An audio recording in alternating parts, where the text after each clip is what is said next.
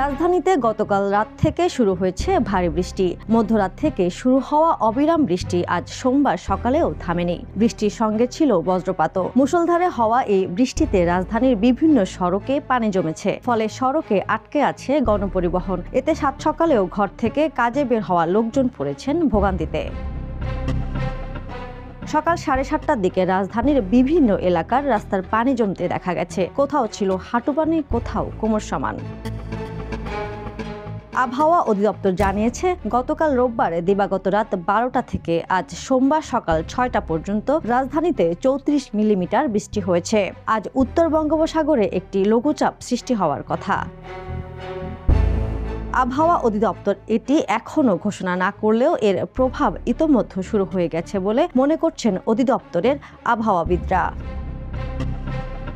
ইতোমধ্যে লঘুচাপ সংঘটিত হয়ে যেতে পারে, আর সম্ভবত এর প্রভাবেই আজকে বৃষ্টি হচ্ছে। শুধু ঢাকা নয়, উপকূলীয় অঞ্চল সহ দেশের সর্বত্রই বৃষ্টি হচ্ছে। তবে উপকূলে বেশি বৃষ্টি হচ্ছে বলেও জানান আবহাওয়া অধিদপ্তর।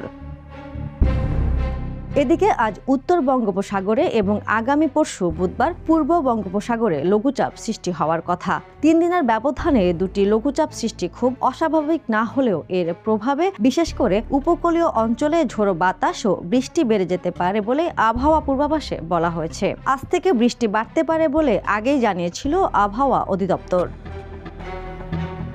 গত কয়েকদিন ধরেই রাজধানী সহ দেশের বিভিন্ন এলাকায় প্রচণ্ড ভ্যাপসা গরম ছিল। এ অবস্থায় গত শনিবার ও রোববার রাজধানীর আকাশ খানিকটা ঘোলাটে ছিল। তবে আজ সোমবার থেকে বৃষ্টি বাড়ার সম্ভাবনা রয়েছে বলে আবহাওয়া অধিদপ্তর থেকে বিজ্ঞপ্তিতে জানানো হয়েছিল।